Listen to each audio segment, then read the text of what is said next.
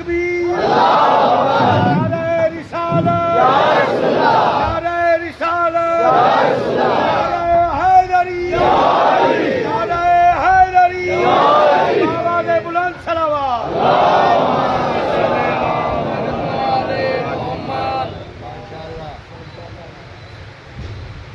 یا کہنے آل محمد بلند تر صلوات بس جناب فاطمہ الزہرا سلام اللہ علیہا بلند تر صلوات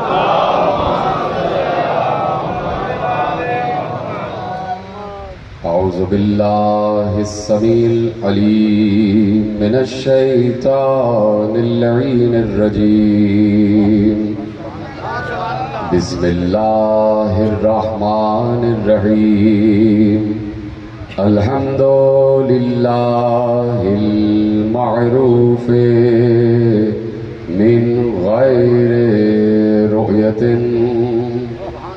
والخالق من غیر ربیت الذي لم يزل قائما دائما إذ لا سماء ذات أبراج ولا ليل داج ولا بحر ساج ولا أرض ذات مهاد ولا خلق ذو اعتماد والصلاة والسلام والتحية والإكرام على نبي الرحمة وخازن المغفرة وقائد الخير والبركة ومنقذ العباد من الهلكة سيدنا ومولانا أبي القاسم محمد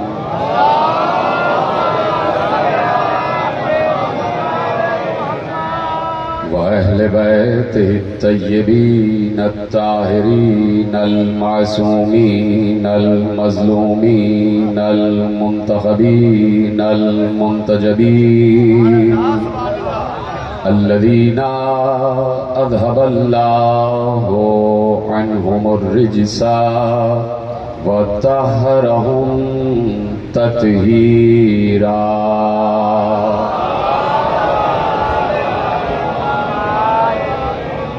أما بعد فقد قال الله سبحانه وتعالى في محكم كتابه المجيد وفرقانه الحميد وقوله الحق بسم الله الرحمن الرحيم ومن يبتغ غير الإسلام دينا فلن يقبل منه وهو في الآخرة من الخاسرين صلوات علی محمد و آل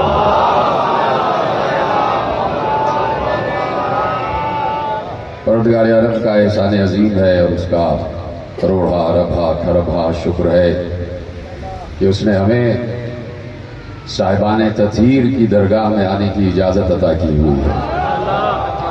وہ صاحبان تطہیر کے جن کے گھر میں ہر کسی کو اجازت نہیں ملتی، جب تک پاک اور پاکیزہ قلب نہ ہو جائے، جب تک پاک اور پاکیزہ شجرہ نہ ہو جائے، جب تک پاک اور پاکیزہ حسب نسب نہ ہو جائے۔ اور اس وقت ہم زمین پر بیٹھ کر وہی کام کر رہے ہیں جو آسمانوں پر اللہ کر رہا ہے۔ آسمانوں پر ذکر محمد و آل محمد ہو رہا ہے اور ہم اللہ سے اجازت لے کر زمینوں پر ذکر محمد و آل محمد کر رہے ہیں۔ اور وہ ذکر اتنا عظیم ذکر ہے کہ میں مسلسل عرض کر رہا ہوں کہ وہ ذکر اللہ کے یہاں رکتا نہیں ہے، مسلسل ہے ذکر آل محمد۔ اور اس نے کہہ دیا کہ میں درود پڑھتا ہوں اور پڑھتا رہوں گا، درود پڑھتا ہوں اور پڑھتا رہوں گا، یعنی مسلسل وہ درود پڑھتا ہے، ہر کام کرتا ہے درود پڑھتا ہے، رزق دیتا ہے درود پڑھتا ہے، خلق کرتا ہے درود پڑھتا ہے، شفا دیتا ہے درود پڑھتا ہے، موت دیتا ہے درود پڑھتا ہے، ہر کام کرتے وقت درود پڑھ رہا ہے اور پڑھتا رہے گا، یعنی اس کا درود کبھی رکے گا نہیں۔ اب دیکھنے والی بات ہے کہ آپ کی سنی ہوئی بات ہے، اور یہ بات آپ ہزار دفعہ سن چکے ہیں کہ اللہ یا تو درود پڑھ رہا ہے یا کسی پر لعنت کر رہا ہے۔ میں آیتیں پڑھ چکا، دوبارہ دہراؤں گا نہیں۔ اللہ لعنت کرنے والوں کے ساتھ اللہ بھی لعنت کرتا ہے، اور اللہ درود پڑھتا ہے۔ اللہ مستقل درود پڑھ رہا ہے اور پڑھتا رہے گا۔ وہ کسی ایسے پر درود پڑھتا ہی نہیں کہ جو درود کے قابل نہ ہو، اور اس کا درود ابد الآباد تک ہے۔ تو جو بندے ابد الآباد تک رہیں گے ان پر ہی درود ہوگا۔ نہیں، جملہ محفوظ نہیں کیا۔ یہ نہیں کہ بس یہ دنیا ختم ہوئی اور صاحبان درود بھی ختم ہو گئے۔ اللہ نے کہا میں درود پڑھتا رہوں گا، یعنی جب تک میں ہوں تب تک درود پڑھوں گا۔ جملہ محفوظ کرے، جب تک اللہ ہے تب تک درود پڑھے گا۔ تو ان ہستیوں کو تو سلام کرو کہ وہ اس وقت تک رہیں گے جب تک اللہ رہے گا۔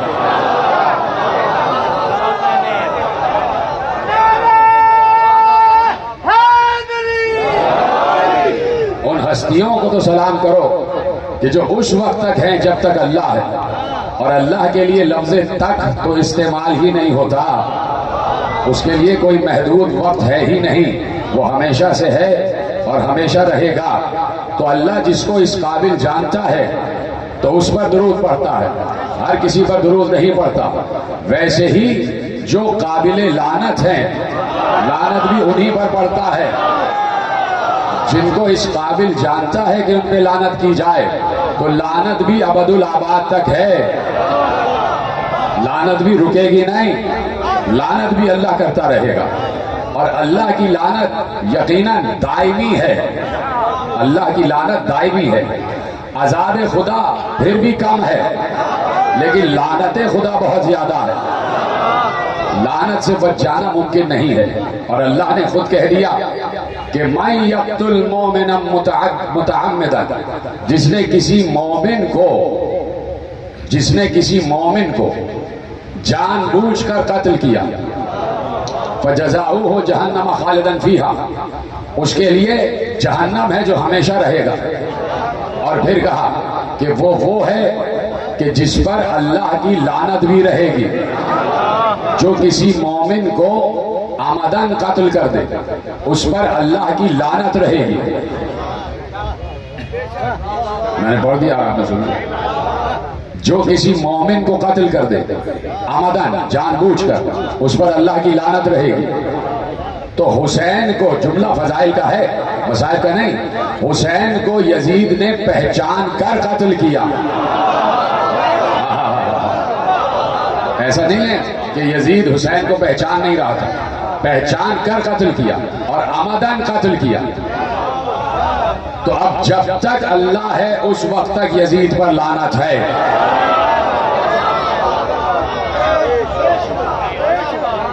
تو آپ دیکھ رہے ہیں کہ اللہ ہر کام کر رہا ہے، اس کا کام کوئی رک نہیں رہا ہے، اور کام کرتے کرتے وہ دو کام کرتا ہے، آل محمد پر درود بھیجتا ہے اور آل محمد کے دشمنوں پر لعنت کرتا ہے۔ اسی لیے اللہ نے نشانیاں بتائیں کہ دشمنان آل محمد کو پہچانو، آل محمد کے دشمنوں کو پہچانو۔ پہلے تو یہ ہے کہ آل محمد کو پہچانو، ان کو پہچانو کہ ہم نے ان کو کتنا بڑا مرتبہ عطا کیا ہے۔ وہ ہمارے محبوب کی آل ہیں۔ محبوب کی آل ہونا الگ ہے اور مغضوب کی آل ہونا الگ ہے۔ محبوب کی آل ہونا الگ ہے اور مغضوب کی آل ہونا الگ ہے۔ تو آپ دیکھ رہے ہیں کہ قرآن میں اللہ نے سورہ رکھ دیا، سورہ فاتحہ، اور پھر اس سورہ فاتحہ کی تلاوت ہر نماز میں واجب قرار دی کہ کوئی بھی مسلک سے تعلق رکھنے والا انسان ہو وہ سورہ فاتحہ ضرور پڑھے گا. سورہ فاتحہ کے بغیر نماز نامکمل ہے. اب وہ علیحدہ بات ہے کہ کوئی بسم اللہ کے ساتھ پڑھ رہا ہے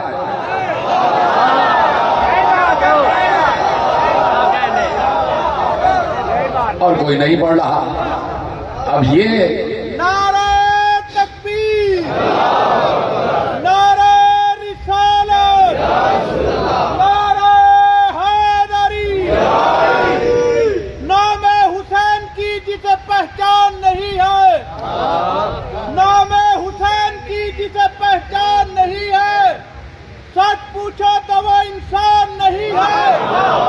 مجھ سے کیا پوچھتے ہو شان حسین لوگو؟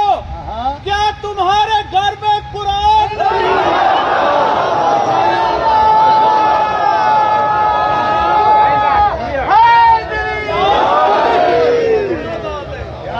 توجہ فرمائی آپ نے. اب محترم نے 4 مصرے پڑھے تو مجھے ایک روایت یاد آ گئی. روایت بڑی مشہور ہے اور بزرگوں نے سنی ہوئی. شام میں 40 برس ذکر علی پر پابندی رہی. شام کے ملک میں شام والے نے ذکر علی پر پابندی لگائی کہ علی کی فضیلتیں بیان نہیں کی جائیں گی اور علی کو نعوذ باللہ ممبر سے برا کہا جائے گا اور علی کے خلاف باتیں کی جائیں گی. 40 برس ذکر علی پر پابندی رہی. تو شام والا مدینے آیا. وہاں اس کو معلوم ہوا کہ حضرت عبداللہ ابن عباس علی کی فضیلت بیان کر رہے ہیں. رسول اللہ کے چچا بھائی، علی کے چچا بھائی. تو اس کو پتا چلا کہ عبداللہ ابن عباس فضائل علی بیان کر رہے ہیں، ذکر علی کر رہے ہیں. وہ عبداللہ ابن عباس کے پاس آیا اور آ کر کہا کہ میں نے تو منع کیا تھا کہ علی کا ذکر نہیں ہوگا، تم علی کا فضائل کیوں بیان کر رہے ہو؟ اس نے کہا بھائی بات یہ ہے، انہوں نے کہا حضرت عبداللہ ابن عباس رضی اللہ تعالی عنہ نے کہا کہ تم جو کہنا چاہتے ہو وہ کہو، جو تم کہنا چاہتے ہو وہ کہو. کہا میں کہہ تو رہا ہوں علی کی فضیلت بیان نہیں کیا کرو. کہا نہیں، جو تم کہنا چاہتے ہو وہ کہو، اصل میں وہ بات نہیں کہہ رہے. کہا بھائی میں کہہ رہا ہوں آسان عربی الفاظ میں کہہ رہا ہوں کہ علی کی فضیلت پڑھنے کو میں نے منع کیا.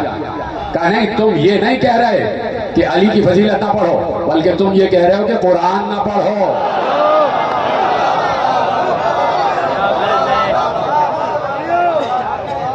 تو قرآن ہے ہی فضائل علی کا مجموعہ. میں کہہ چکا کہ حضرت عبداللہ ابن عباس رضی اللہ تعالیٰ عنہ نے ارشاد فرمایا کہ قرآن کی 313 آیتیں ایسی ہیں جو صرف اور صرف شان علی میں نازل ہوئی، صرف اور صرف شان علی میں. علی نے کہا پورا قرآن میری مدح میں اترا ہے. قلب رسول پر جو پورا قرآن اترا ہے اس میں ہماری مدح ہے. تو کسی نے کہا یا علی اس میں تو عذاب کی آیتیں بھی ہیں. تو علی نے پلٹ کے کہا وہ بھی میرے دشمنوں ہی کے لیے ہیں.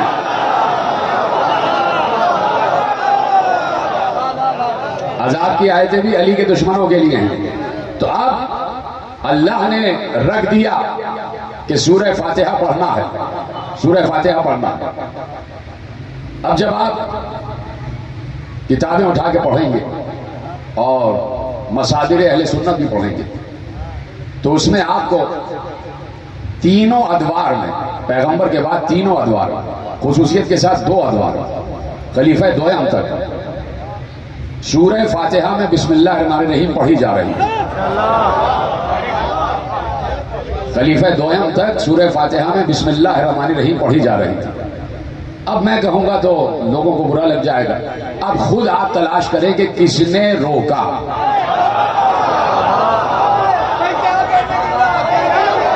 جس نے روکا اسے اچھی طرح معلوم تھا کہ یہ بسم اللہ الرحمن الرحیم نہیں ہے بلکہ یہ ذکر علی ہے.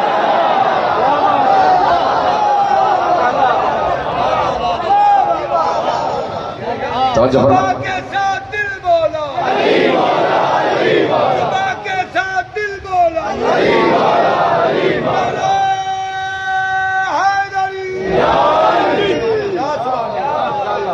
تینوں خلافتوں تک پڑھا جا رہا تھا لیکن جس نے روکا میں نے اشارہ کر دیا.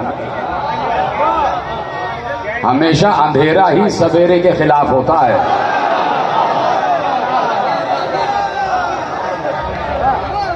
تو اب اللہ نے کہا بھائی سورہ فاتحہ پڑھنا ہے، اور وہ سورہ فاتحہ ہر کسی کو پڑھنا، سورہ حمد ہر کسی کو پڑھنا، اور اس میں کسی کے راستے کا ذکر ہے. اہدنا الصراط المستقیم صراط الذین انعمت علیہم غیر المغضوب علیہم ولا الضالین. دیکھیے امام نے ارشاد فرمایا، اب چونکہ امام وارث رسول ہے، چھٹے امام چھٹا وارث رسول ہے، تو چھٹے امام نے سورہ فاتحہ پڑھنے کا طریقہ بھی بتایا. کہا اس میں کچھ الفاظ ایسے ہیں جب ملا کے پڑھو گے تو وہ شیطان کا نام بن جاتا، اس لیے الگ الگ پڑھنا چاہیے. ایاک نعبد نہیں پڑھنا چاہیے، ایاک نعبد.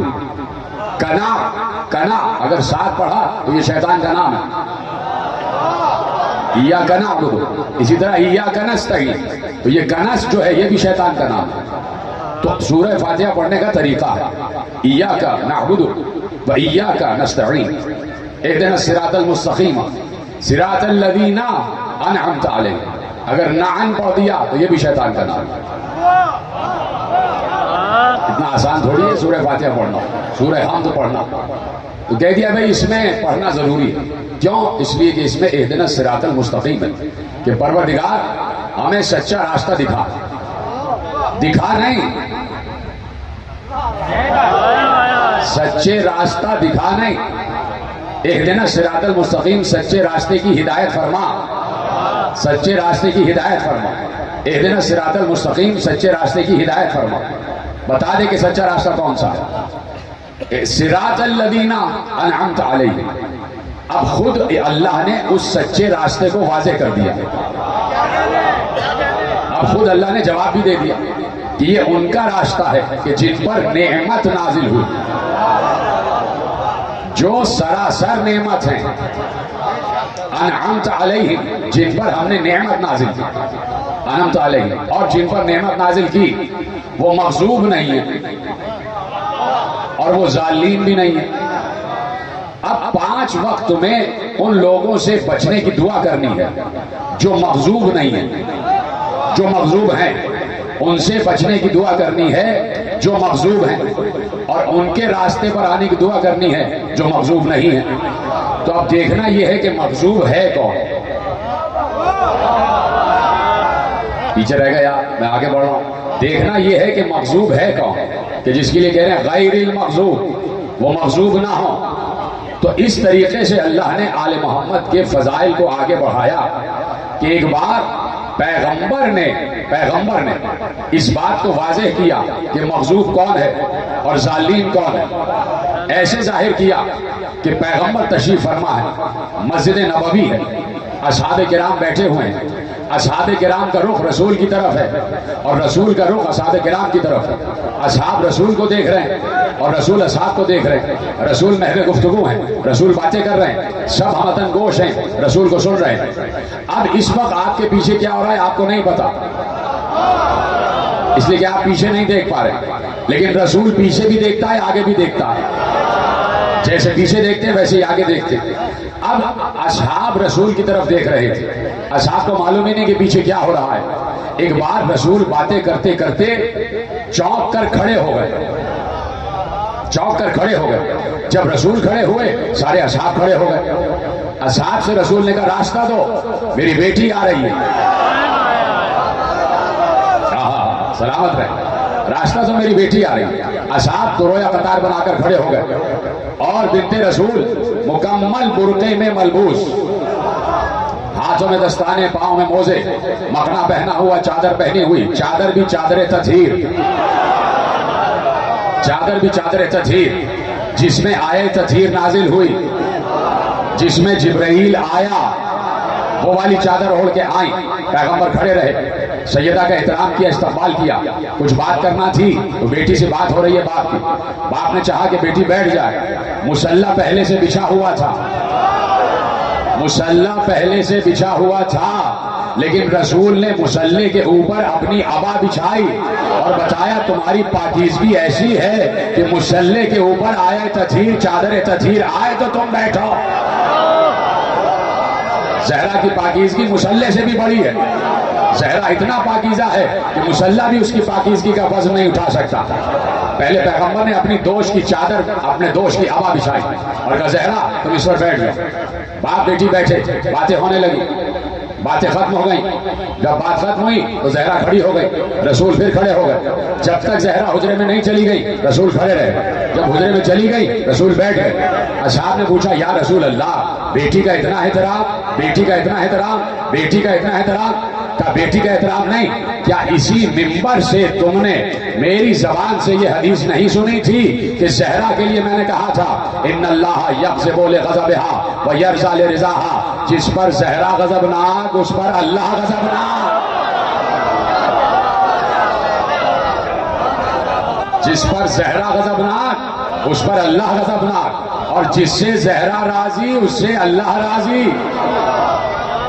جس سے زہرا راضی اس سے اللہ راضی. یہ تو امام اسماعیل بخاری نے بھی لکھ دیا کہ جس پر زہرا غضبناک اس پر اللہ غضبناک. اب جب سورہ فاتحہ پڑھنا اور غیر المغضوب پر آنا تو ذہن میں یہ ضرور سوچ لینا کہ زہرا کس سے ناراض رہی. ہم سے نہ پوچھنا, امام اسماعیل بخاری سے پوچھ لینا. انہوں نے باب مناقب فاطمہ میں لکھا, جس میں فاطمہ کے مناقب لکھے ہیں اس میں امام محمد ابن اسماعیل بخاری نے لکھ دیا تھا اور لکھا ہوا ہے. بات ہی ختم ہو گئی. یعنی کچھ چیزیں ہوم ورک بھی تو کرنا چاہیے نا سامعین کو. تو اب یہ ہوم ورک ہے, جس کو پوچھنا ہے جا کے امام بخاری سے علیہ رحمہ سے پوچھ لے, ان کی کتاب پڑھ لے باب مناقب فاطمہ. اس میں ایک اور حدیث لکھی ہے, جناب سیدہ کے لیے ایک اور حدیث لکھی ہے, فاطمہ تو بضعۃ منی, فاطمہ میرا ٹکڑا ہے. نہیں جگر کا ٹکڑا نہیں. لوگ کہتے ہیں فاطمہ میرے جگر کا ٹکڑا ہے. نہیں, بضعۃ منی کا مطلب میرا ٹکڑا, میرا ٹکڑا. اگر میں صرف ابن عبداللہ ہوں تو فاطمہ ابن عبداللہ کا ٹکڑا. اگر میں محمد ہوں تو فاطمہ محمد کا ٹکڑا. اگر میں مصطفیٰ ہوں تو فاطمہ مصطفیٰ کا ٹکڑا. اگر میں نبی ہوں تو فاطمہ نبوت کا ٹکڑا. اگر میں رسول ہوں تو فاطمہ رسالت کا ٹکڑا. جز میں رسالت, فاطمہ جز میں رسالت ہے, فاطمہ جز میں نبوت ہے. تو آل محمد کو پہلے پہچان پایا, کہ پہلے آل محمد کو پہچانو, اس کے بعد تمہیں خود سمجھ میں آ جائے گا کہ دشمنان آل محمد کون, جن کو بڑی تکلیف ہوتی ہے علی کے ذکر سے. وہ لوگ کون ہیں؟ از ازل اللہ کے نبی نے اللہ کے حکم سے ان کی پہچان درج کروا دی. اب صاحب تفسیر کشاف علامہ جار اللہ زمخشری, بہت بڑا نام ہے, عالم اہل سنت ہے. انہوں نے اپنی تفسیر میں ایک رسول اللہ کی حدیث لکھی, اور حدیث بڑی مشہور ہے, آپ کی بچپن سے سنی ہوئی حدیث. پیغمبر سے کسی نے پوچھا کہ ہم تو احسن تقویم پر خلق ہوئے ہیں, تو ہم اتنی جلدی کیسے مر جاتے ہیں, ہمیں تو بہت زیادہ جینا چاہیے. تو اللہ نے انسان کو احسن تقویم پر خلق کیا ہے, احسن الخالقین اپنے آپ کو کہا ہے. تو یہ انسان 60-70 برس جی کے مر جاتا ہے. اللہ چاہتا ہے کہ تم مر کر بھی نہ مرو, تم مر کر بھی نہ مرو, اور تمہارا عرصہ حیات طولانی ہو جائے, تم قیامت کے بعد تک جیو. تو اب پیغمبر سے طریقہ پوچھا گیا کہ نہ مرنے کا طریقہ کیا ہے, کہ موت نہ آئے اور موت آ کر بھی زندہ رہیں, موت آ بھی جائے پھر بھی زندہ رہے, اس کا طریقہ کیا ہے. تو علامہ جار اللہ زمخشری نے تفسیر کشاف میں لکھا کہ پیغمبر نے ارشاد فرمایا من مات علی حب آل محمد مات شہیدا. جیتے رہو اسی طرح میرے ساتھ دیتے رہنا. من مات علی حب آل محمد مات شہیدا, جو آل محمد کی محبت میں مر جائے وہ شہید مرا, اور شہید زندہ ہوتا ہے, شہید مرتا ہی نہیں. اب حدیث آگے بڑھی, من مات علی حب آل محمد مات شہیدا, جو آل محمد کی محبت میں مر جائے. کون کہہ رہا ہے؟ محمد. کون کہہ رہا ہے؟ محمد. اب جا کے زمخشری سے پوچھنا کہ حدیث میں پیغمبر نے یہ کیوں نہیں کہا جو محمد و آل محمد کی محبت میں مر جائے. کہا نہیں, جو آل محمد کی محبت میں مرے. محمد محمد کی محبت میں تو سب مرنے کے دعوے دار ہیں. کہ جو آل محمد کی محبت میں مرے گا وہ شہید مرے گا. اگلا ٹکڑا من مات علی حب آل محمد مات مغفورا. جو آل محمد کی محبت میں مرا وہ مغفرت یافتہ مرے گا, اس کی مغفرت ہو چکی ہوگی. میں پوچھنا چاہتا ہوں, ابو طالب کو آل محمد سے محبت تھی؟ سلامت رہے آپ.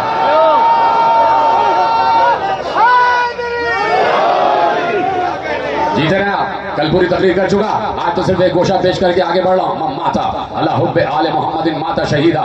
جو آل محمد کی محبت میں مر گیا وہ شہید ہے. ماتا اللہ حب آل محمد ماتا مغفورا. جو آل محمد کی محبت میں مر گیا وہ مغفرت یافتہ مرتا ہے.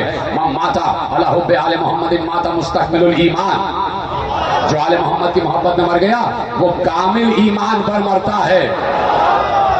وہ کامل ایمان پر مرتا ہے. وہ کامل ایمان پر مرتا ہے. پھر کہا علامہ زمخشری لکھ رہے ہیں, پھر کہا پیغمبر نے من مات علی حب آل محمد فتح لہ فی قبرہ بابان الی الجنہ. جو آل محمد کی محبت میں مر جاتا ہے اس کی قبر میں جنت کے 2 دروازے کھول دیے جاتے ہیں. اس کی قبر میں جنت کے 2 دروازے کھل جاتے ہیں. اب کسی اور دروازوں کی طرف نہ جانا کہ یہ جنت کا دروازہ ہے, کھلے گا تو جنت میں جاؤ گے. ارے کسی مومن کی قبر پر آ جاؤ, وہیں جنت کا دروازہ ہے.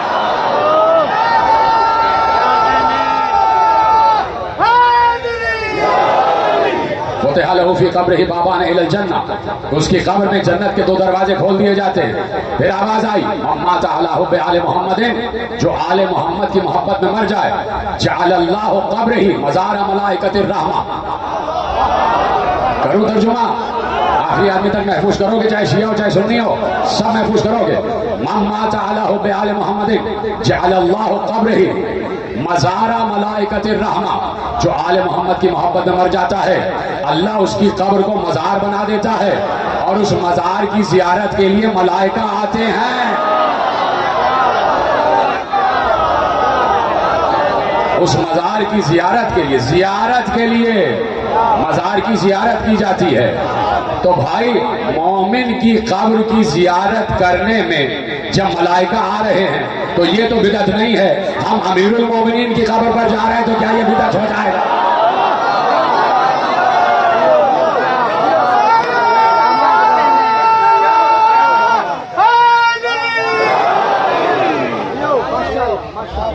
کیا امیر المومنین کی قبر کی زیارت بدعت ہو جائے گی؟ کیا رسول کی قبر کی زیارت بدعت ہو جائے گی؟ جب مومن کی قبر کی زیارت بدعت نہیں ہے, مومن کی وہ علیحدہ بات ہے کہ آپ کو 10 محرم ہی کو یاد آتا ہے قبریں.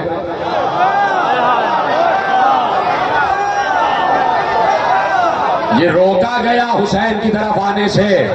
سمجھے اس سازش کو کہ اپنے اپنے مرحوموں کی قبر پر چلے جاؤ تاکہ حسین کی مجلس میں نہ آ سکو. شب برات کو جایا کرو قبروں پر. 10 محرم کو قبروں پہ جانے کا کیا تصور ہے؟ یہ کس نے تصور نکالا ہے؟ ہمارے کراچی میں تو ایسا نہیں ہوتا.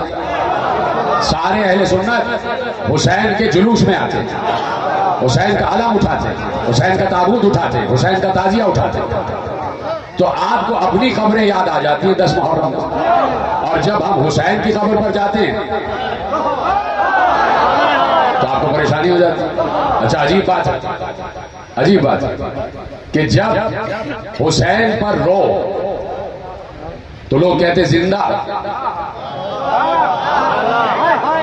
حسین زندہ ہے, زندہ کو رونا نہیں چاہیے. جب حسین پر روئے تو لوگ کہتے ہیں تو زندہ ہے, زندہ کو رونا نہیں چاہیے. ٹھیک ہے. اور جب علی سے مانگو تو کہتے علی تو مردہ ہے, مردے سے مانگنا نہیں چاہیے.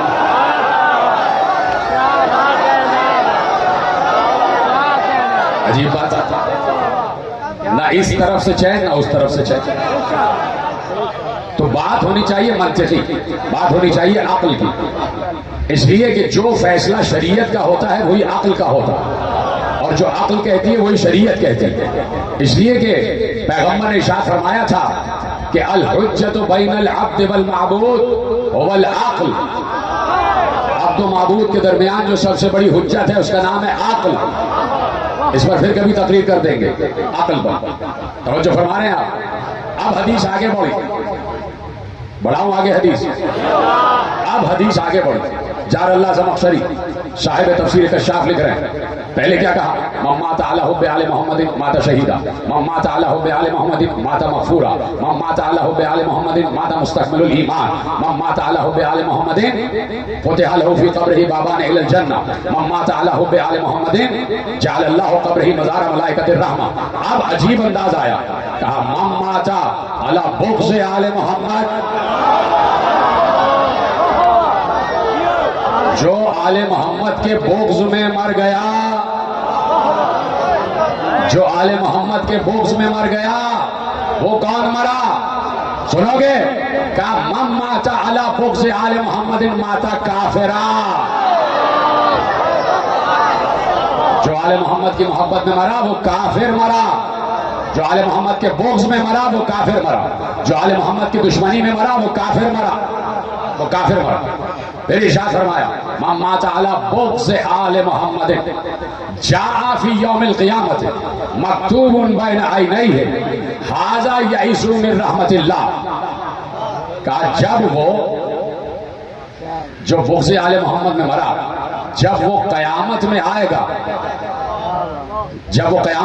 گا تو اس کے ماتھے پر ایک تحریر لکھی ہوگی اور تحریر میں لکھا ہوگا یہ رحمت خدا سے مایوس مرا ہے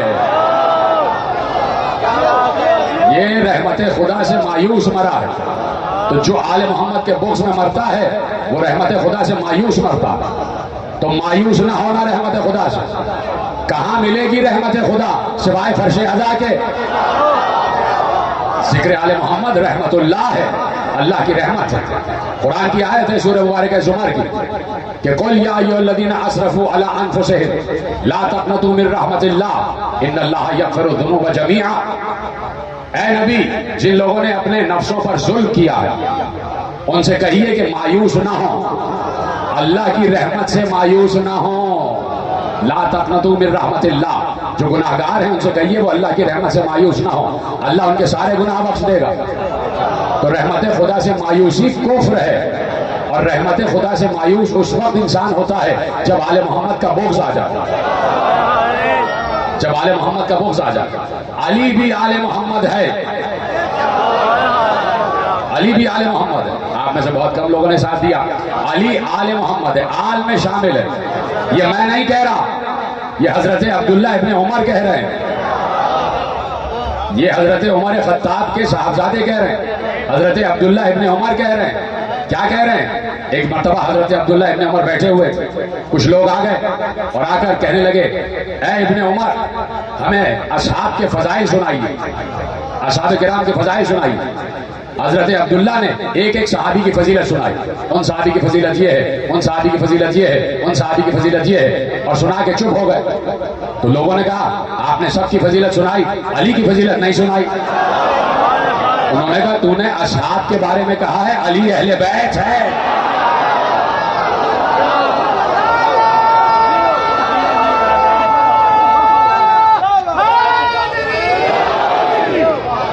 تم نے اصحاب کے بارے میں کہا ہے علی تو اہل بیت ہے علی آل محمد میں ہے علی آل محمد میں. تو درود میں علی شامل تو یقیناً اگر بغض آل محمد ہے تو اس میں علی کا بغض شامل ہے. تو علی کے بغض سے دور رہو علی کا بغض پلنے نہ دینا. علی کا بغض نہ دنیا کا رہنے دیتا ہے نہ آخرت کا نہ دنیا کا رہنے دیتا ہے نہ آخرت کا. وجہ یہ ہے کہ خود حضرت ابو بکر رضی اللہ عنہ نے ارشاد فرمایا کہ جب تک علی کے ہاتھ سے جواز نہیں مل جائے گا کوئی پل صراط پار نہیں کر سکتا. خود خلیفہ اول نے ارشاد فرمایا کہ علی کی محبت جواز ہے پل صراط کی. جواز کا مطلب پاسپورٹ. یہ تو معلوم ہے نا آپ کو بھائی جواز کا مطلب پاسپورٹ کے بغیر کسی ملک میں داخل ہو نہیں سکتے. اور جنت کے ملک کا پاسپورٹ ہے علی کی محبت. جنت کے ملک کا پاسپورٹ ہے علی کی محبت. جنت کے دروازے پر جو ملائکہ کھڑے ہوں گے آؤ گے جنت کی طرف تو ملائکہ پوچھیں کہ پاسپورٹ ہے اس میں علی کے دستخط ہیں. بھائی حضرت ابو بکر نے ارشاد فرمایا کہ علی کی محبت जवाब है जन्नत के लिए। कोई पुलिस राज से गुजर नहीं सकता, कोई जन्नत में जा नहीं सकता जब तक उसके पास अली की मोहब्बत का जवाब ना हो, जब तक अली की मोहब्बत का इकरारनामा ना हो, दस्तखतनामा ना हो, उस वक्त तक कोई जन्नत में नहीं जा सकता। और फिर पैगंबर ने इरशाद फरमाया कि 3 सिफतें ऐसी हैं कि जिसमें मैं और अली शरीक हैं। बस बात हो रही है बात। 3 सिफतें ऐसी हैं जिसमें मैं और अली शरीक है। मैं और अली जिसमें शरीक है, 3 सिफतें। पूछा कौन सी सिफत है? कहा ये लो 3 सिफतें बताता हूं। ली लिवाउल हम्द व अली क्यों हामिलहु वल कौसरो ली व अली क्यों कासिमहु व अली क्यों साकी है वल जन्नतो नारो ली व अली क्यों कसीम हो। कहा कि लिवाए हमद मेरे लिए है। लिवाए हम का मतलब है हमद का परचम। ये देख रहे हो अलम, ये अलम है। इसी तरह का लिवाए हमद होगा, सबने ज़ियारत कर लिया। इसी तरह का परचम होगा हमद का परचम, लेकिन इसके तो दोनों सिरे यहीं तक खत्म हो गए। लेकिन जो लिवाए हमद होगा उसका एक सिरा मशरिक की तरफ जा रहा होगा, मशरिकों में, और दूसरा सिरा मगरिबों में। इतना बड़ा होगा लिवाए हम, तो वही तो उठा सकता है जो 2 उंगलियों पे दरे खैबर उठा ले। वही तो उठा सकता है जो 2 उंगलियों पे दरे खैबर उठा ले। कली लिवाए हम व अली जुन हामिल हो। लिवाए हम तो मेरा है, लेकिन अली उसका उठाने वाला है। तो इस सिफत में हम दोनों शरीक हो गए। बल कौसर ली व अली जुन साकी है। कौसर जो हौज़े कौसर है वो मेरे लिए है, लेकिन पिलाएगा अली। कौसर का मालिक मैं हूं, लेकिन जामे कौसर अली पिलाएगा। बल जन्नत नारो ली व अली जुन कासिम। जन्नत और दोज़ख का मालिक मैं हूं, लेकिन तकसीम करेगा अली। सबको जो जन्नत में जाने का ख्वाहिशमंद होगा अली से पूछना पड़ेगा। जो जो जो जो जो सबको समझ लीजिए, जो भी जन्नत में जाने का ख्वाहिशमंद है उसे अली से पूछना पड़ेगा। अली जन्नत और नार का तकसीम करने वाला है। तसीमुल जन्नत व नार है अली, ये पैगंबर ने कहा। ना कहते हम अगर पैगंबर ने ना कहा होता। हमने अपनी तरफ से अली को ना बढ़ाया ना घटाया। हम तो 1400 बरस से वही बातें बता रहे हैं जो पैगंबर बता के गए, और पैगंबर ने हमें तो बताई नहीं, इसलिए कि हम तो पैगंबर के सामने मौजूद ही नहीं थे। सामने तो सहाबा मौजूद थे। पैगंबर ने अली अली किया है सहाबा के सामने। अब सहाबा को सलाम करो, उन्होंने सारा अली अली हम तक पहुंचा दिया। उन्होंने सारी अली की फजीलतें हम तक पहुंचा दी। तो जो फरमाई आपने कहा कि 3 फजीलतें ऐसी हैं जिसमें मैं और अली शरीक है, और 3 फजीलतें ऐसी हैं जिसमें मैं भी अली के साथ शरीक नहीं। 3 फजीलतों में और अली शरीक है, और 3 फजीलतें ऐसी हैं जिसमें अली तन्हा है। अली के साथ मैं भी शरीक नहीं है। जब पैगंबर शरीक नहीं तो कोई भी शरीक नहीं। यानी 3 फजीलतों में अली ला शरीक है। 3 फजीलतों में अली का कोई शरीक नहीं है। खुद पैगंबर कह रहे हैं, अली ने नहीं कहा, ये पैगंबर ने कहा कि 3 फजीलतों में अली के साथ कोई शरीक नहीं है। कहा यार रसूल अल्लाह वो कौन सी फजीलत है? कहा जैसा सुसर अली को मिला वैसा मुझे नहीं मिला।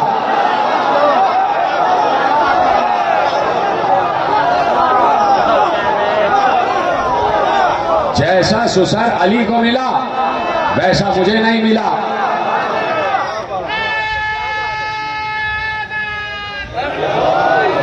जैसा सुसर अली को मिला वैसा मुझे नहीं मिला। अब सुनेंगे आप, जैसी ज़ौजा अली को मिली,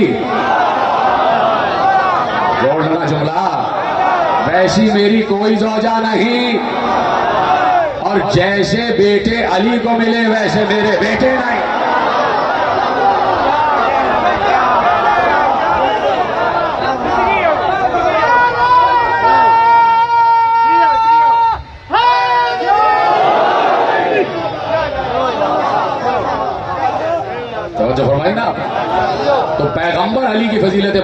رہے تھے اور سننے والے سن رہے تھے اور بیان کرنے والے بیان کر رہے ہیں۔ علی کے لیے خود صحابہ نے کہا کہ علی کی محبت مومن و منافق کی پہچان ہے۔ خود حضرت ابو سعید خدری رضی اللہ تعالی عنہ نے ارشاد فرمایا جب ہم اپنے درمیان میں سے منافق کو پہچاننا چاہتے تھے تو ذکر علی کرتے تھے، جس کا چہرہ بگڑ جاتا تھا ہم اس کے سامنے اپنا راز بیان نہیں کرتے تھے، ہم سمجھ جاتے تھے یہ منافق ہے۔ تو علی کی محبت دو کو پہچان پاتی ہے، ایک مومن کو بھی اور ایک منافق کو بھی۔ یہ علی کی محبت ہے۔ کس نے کہا؟ رسول نے۔ بات تو مجبوری کی آ گئی نا کہ رسول نے کہا، ہمارا اصل ہدف ہے رسول، ہم تو رسول کو دیکھ رہے ہیں۔ رسول اللہ نے جسے چڑھایا ہم بھی چڑھا رہے ہیں۔ اب رسول اللہ سے پوچھو کہ اتنا چڑھا لیا اتنا چڑھا لیا کہ مہر نبوت پر چڑھا لیا، مہر نبوت پر قدم آ گئے علی کے، مہر نبوت پر قدم آ گئے علی کے۔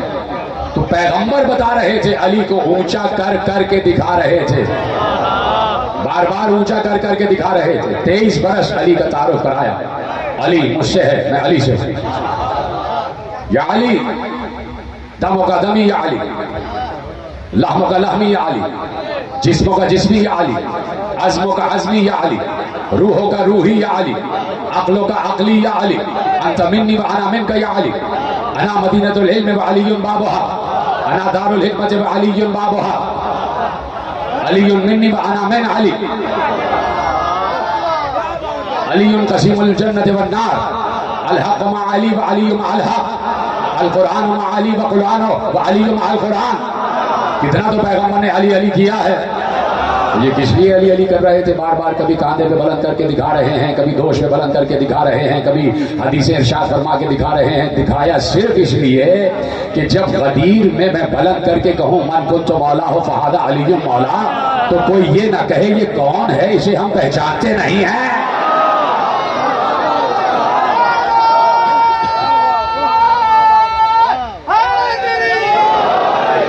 تو پیغمبر نے علی علی کیا اور علی کی محبت پیغمبر نے واجب قرار دے دی کہ علی سے محبت کرو، علی سے بغض نہ کرنا، اس لیے کہ علی کا بغض قتل معصوم تک لے آتا۔ آج 9 محرم گزر گئے، اپنے گریبان کھول دو، اپنی آستینیں اوپر چڑھا دو، اپنا نالین نہ پہننا، سر پہ ٹوپی نہ ہو، کسی سے سلام لینا نہیں، کسی کو سلام دینا نہیں، جب ملنا تو کہنا ہائے حسین تیری پیاس، ہائے حسین کہنا۔ کہ شب عاشور بڑی قیامت کی شب ہے آل محمد پر۔ آج بال نہیں سنوارے جاتے، خوشبو نہیں لگائی جاتی، یہ ہمارے گھر کا غم ہے۔ کل فاطمہ کے گھر سے 72 جنازے اٹھنے والے ہیں، کل زہرا کا بھرا ہوا گھر لٹ جائے گا۔ حسین ایک ایک شہید کے لاشیں اٹھا رہا ہوگا، ایک ایک شہید کا لاشا حسین اٹھا رہا ہوگا۔ میں سب سے کہتا ہوں حسین کے غم کو اپنے دل کا غم بنا لو، پھر کوئی غم نہیں رہے گا، پھر غم دنیا نہیں رہتا جب حسین کا غم دل میں بس جاتا ہے۔ یہ حسین ہے کس کا بیٹا ہے؟ رسول کی بیٹی کا بیٹا ہے، رسول کا نواسا ہے۔ یہ حسین کی بہنیں کس کی بیٹیاں ہیں؟ یہ رسول کی بیٹیاں ہیں، یہ رسول کی بیٹی کی بیٹیاں ہیں۔ آج سراسیمہ ہیں، آج خوف زدہ ہیں کہ بچے چھوٹے چھوٹے سے ہیں، ان کو لے کے کہاں جائیں گے، کہاں جائیں گے؟ شب عاشور عجیب گزری ہے شب عاشور، لیکن ایک ذکر رہ گیا، آج جو ذکر کو کامل کر رہا ہوں۔ ایک بیٹا ہے حسین کا علی اکبر، شبیہ رسول ہے، مکمل شبیہ ہے رسول کی، مکمل ہم شکل مصطفیٰ ہے، اس کا چہرہ بھی رسول جیسا، اس کے گیسو بھی رسول جیسے، اس کے ہاتھ بھی رسول جیسے، اس کی آنکھیں بھی رسول جیسی۔ اور جب صبح عاشور اس نے اذان دی تو معلوم ہوا اس کی آواز بھی رسول جیسی، اس کی آواز بھی رسول جیسی۔ علی اکبر چاند جیسا بیٹا، زینب کے دل کا ارمان، زینب نے جسے پروان چڑھایا، زینب نے جس کی پرورش کی ہے، ام لیلہ نے جنم دیا، زینب نے پرورش کی ہے۔ اور جس وقت علی اکبر جانے لگے تو حسین نے کہا مجھ سے نہیں، پہلے پالنے والی زینب سے اجازت لو۔ پھوپھی نے اجازت دے دی، علی اکبر خوش خوش باہر آ گئے، کہا بابا جا رہا ہوں، پھوپھی نے اجازت دی، کہا ابھی پھوپھی نے اجازت دی ہے، ذرا ماں سے اجازت لے لو۔ لیلا سے اجازت لے لو. ماں کے خیمے میں آئے, اماں سے کہا اماں میں آپ سے کچھ پوچھنا چاہتا ہوں. کہا کیا بات ہے بیٹا؟ کہا محشر میں دادی فاطمہ زہرا کی سواری آئے گی. ہر بی بی دادی فاطمہ سے کہے گی کہ اے فاطمہ زہرا میں نے آپ کے حسین پر سے اپنا بیٹا قربان کر دیا. ہر بی بی کہے گی میں نے آپ کے لال پر سے اپنا لال قربان کر دیا. اماں میں پوچھنا چاہتا ہوں آپ دادی فاطمہ سے کیا کہیں گی؟ لیلا نے بچے کو سینے سے لگا کر کہا میں سمجھ گئی تو کیا کہنا چاہتا ہے. میں یہی کہوں گی کہ فاطمہ زہرا میں نے آپ کے حسین پر سے اپنا 18 برس والا قربان کر دیا, اپنا کڑیل جوان قربان کر دیا. جاؤ علی اکبر. ماں نے اجازت دے دی. علی اکبر باہر آئے. رکاب میں ابھی پاؤں رکھا ہی تھا کہ حسین نے علی اکبر کو روک لیا. کہا کہاں جا رہے ہو؟ کہا بابا اجازت مل گئی. کہا سب نے اجازت دے دی, ذرا اس بوڑھے باپ سے تو اجازت لے لو, اس بوڑھے باپ سے تو رخصت ہو جاؤ. علی اکبر کو اتار کے لائے, خیمے میں لائے. ساری بیویاں جمع ہو گئی, ساری بیویاں جمع ہو گئی. ایک غل تھا, کوہرام تھا رونے کا کہ علی اکبر جا رہا ہے, علی اکبر جا رہا ہے. تمہیں پتہ ہے بیویاں کیوں رو رہی تھی؟ اس لیے کہ جب حسین علی اکبر کو سجا رہا تھا, علی اکبر کو تیار کر رہے تھے, علی اکبر کے سر پر امامہ باندھ رہے تھے اور ہر پیچ باندھ باندھ کر کہتے جا رہے تھے انا للہ و انا الیہ راجعون. ہر پیچ پر کہتے تھے انا للہ و انا الیہ راجعون. خیموں میں کوہرام برپا ہو گیا. رسول کا امامہ پہنا دیا, رسول کی کمر کا پٹکا علی اکبر کی کمر میں پہنا دیا, تلوار علی اکبر کے ہاتھ میں دی. جب علی اکبر باہر نکلنے لگے تو راوی کہتا ہے میں نے 70 مرتبہ خیمے کا پردہ ہٹتا ہوا دیکھا, 70 مرتبہ پردہ گرا. میں نے زین العابدین سے پوچھا تھا مولا ایسا کیوں ہو رہا تھا؟ کہا جب علی اکبر باہر جانے کی اجازت لیتے کوئی بیوی دامن تھام لیتی تھی, کبھی ماں روک لیتی, کبھی بھوبی روک لیتی, کبھی 4 برس کی سکینہ روک لیتی, کبھی رقیہ روک لیتی. نہ جاؤ بھیا نہ جاؤ.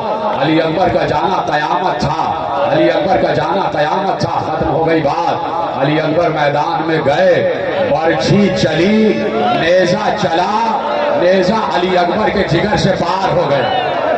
یہ جملہ رونے کے لیے کافی تھا. بس 2 جملے مساج کے مجھے پڑھنے دینا. کیا گریہ کر رہے ہو؟ یہی حق ہے رونے کا علی اکبر پر. آج شب عاشور روتے رہنا, مصائب سوچ سوچ کر روتے رہنا. ایک برچھی کا پھل چلا, علی اکبر کے جگر میں پیوست ہو گیا اور برچھی کا پھل ٹوٹ چکا تھا. برچھی ٹوٹ چکی تھی, برچھی ٹوٹی ہوئی تھی. حسین ایک بار چلے خیمے سے, بیٹے کی آواز پر لبیک کہتے ہوئے چلے اور یہ کہتے ہوئے چلے بیٹا تیرے باپ کو کچھ نظر نہیں آ رہا, میری آنکھوں کی بینائی چلی گئی, مجھے نظر نہیں آ رہا, بیٹا مجھے آواز دے تو کہاں ہے؟ علی اکبر آواز دے رہے تھے. حسین گرتے پڑتے لڑکھڑاتے ہوئے کبھی گرتے تھے کبھی اٹھتے تھے, کبھی گرتے تھے کبھی اٹھتے تھے. اس عالم میں حسین اپنے کڑیل جوان بیٹے کے لاشے پر پہنچے, دیکھا دم اکھڑ رہا ہے, علی اکبر کا دم اکھڑ رہا ہے. کیسے اٹھایا علی اکبر کا لاشا یہ حسین جانتا ہے. علی اکبر کے جگر سے برچھی کا پھل نکالا. تمہیں پتا ہے کیسے نکالا؟ اپنے دونوں زانو زمین پہ رکھے, ایک ہاتھ علی اکبر کے سینے پہ رکھا, دوسرا ہاتھ برچھی پہ رکھا اور آواز دی یا علی ادرکنی. یہ کہہ کے برچھی کا پھل باہر نکالا تو راوی کہتا میرا کلیجہ پھٹ گیا, اس لیے کہ برچھی میں علی اکبر کا کلیجہ لپٹا ہوا تھا, برچھی میں علی اکبر کا کلیجہ لپٹا ہوا تھا. علی اکبر کی شہادت. ایک بار علی اکبر کو اٹھایا, اپنے کاندھے پر لٹایا, علی اکبر کو لا کے مقتل میں لٹایا, مقتل میں لٹایا. ابھی مقتل میں لٹایا تھا کہ پیچھے سے کسی نے کہا السلام علیکم یا ابا عبداللہ, اے ابا عبداللہ تجھ پر سلام. حسین نے پلٹ کر پوچھا کون ہے جو مجھے غربت میں سلام کر رہا ہے؟ ہمیں تو کوئی پانی تک نہیں دے رہا, تو کون ہے جو ہمیں سلام کر رہا ہے؟ سنو گے بھائی بیٹھے ہونا بہنوں کے. ایک بار آنے والے نے کہا میں صغرا کا قاصد ہوں, میں فاطمہ صغرا کا خط لایا ہوں, آپ کی بیٹی کا خط لایا ہوں, ماتم کرو ماتم. حسین نے کہا لاؤ خط دو. خط کو کھولا, پڑھا, پڑھنے کے بعد علی اکبر کے سینے پر رکھ کر کہا علی اکبر اٹھو, تمہاری بہن نے خط لکھا